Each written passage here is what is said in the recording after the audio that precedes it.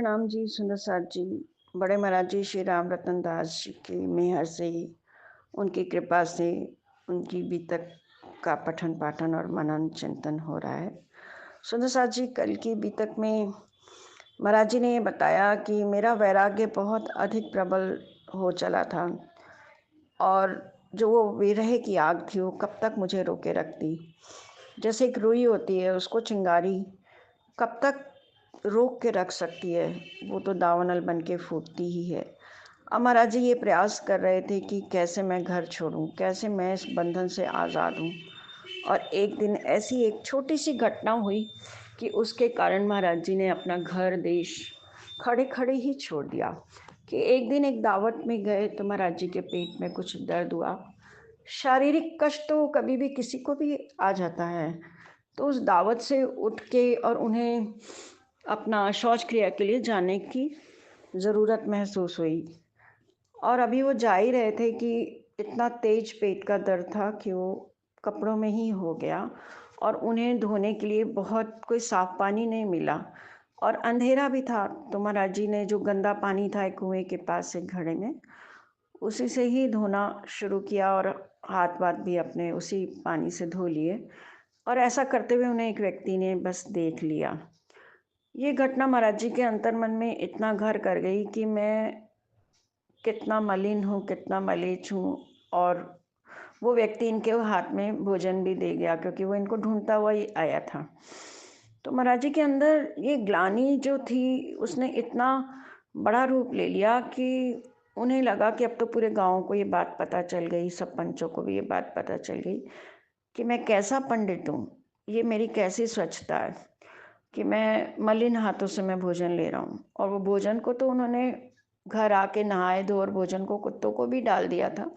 लेकिन ये छोटी सी घटना उनके अंतर्मन में बहुत गहरी उतर गई। तो सुंदर साथ जी महाराज जी कह रहे हैं कि हमें रात भर नींद ना आई, प्रश्नोत्तरी करके बीती।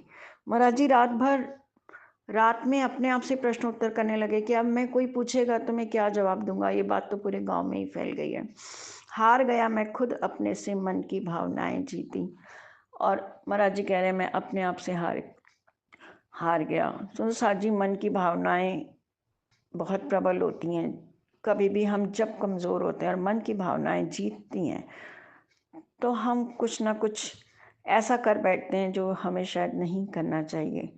जब भी हम कहते हैं ना, मन के हारे हार है मन के जीते जीत, तो मन को कभी भी ऐसा हावी नहीं होने दें कि वो हमको किसी विपरीत दिशा में ले जाए। हालांकि यहाँ तो महाराज जी का मन ही नहीं लगता था संसार में, वो तो घर बार छोड़ना ही चाहते थे। तो इस घटना के साथ साथ उनके दिल में ये भी बात आई कि मेरे पैदा होने का भी क्या फ़ायदा यदि मेरे अंदर ज्ञान का उदय नहीं हुआ। तो होकर पैदा होना ज्ञान उदय, थू ऐसे पैदा होने पर निकल पड़े स्थापित करने अमर शांति अंतरतल में। महाराज जी कह रहे हैं कि मेरे जन्म को ही धिक्कार है। एक तो ये घटना हो गई और दूसरा अपने जन्म को ही कहते हैं कि यदि मैं ज्ञान का उदय नहीं कर पाया तो मेरे जन्म को ही धिक्कार है। और महाराज जी जो अंतरतल की शांति है, जो अमर शांति है, उसको प्राप्त करने के लिए निकल पड़ते हैं। और कैसे निकले? जिस घर में जन्मे और पनपे, छोड़ भागे उसको पल में। जिस घर में इतने वर्षों तक रहे, माँ बाप का साया भी रहा, सब खेला पले भी, उस घर को पल भर में ही छोड़ दिया। अंतर से अंतर्यामी का ध्रुव संबंध मिलाने को बस एक देरी भी नहीं की महाराज जी ने।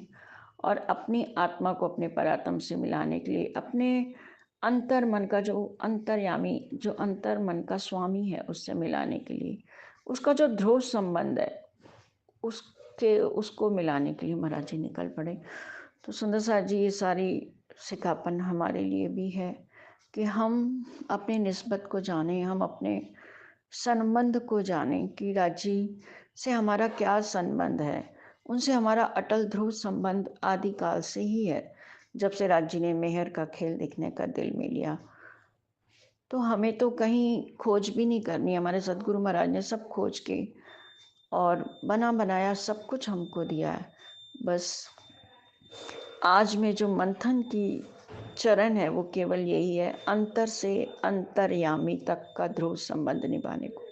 हम भी अपने अंतर मन में जो हमारा युगल स्वरूप बैठे हैं, जो हमारे परम धाम के अर्श की नियामतें हैं, जो हमारे राज्य महाराज इंतज़ार कर रहे हैं अपनी रूह का, उसको हम अपने नैनों से देखें, अंतर चक्षुओं से देखें और उस संबंध को हमेशा उसी में डूबे रहें, उस प्रेम की मस्ती में डूबे रहें और ऐसे ही हमारा जीवन कटे। यही आज के लिए मुझे समझ में आया जिस पर चिंतन हमें करना चाहिए। प्रणाम जी।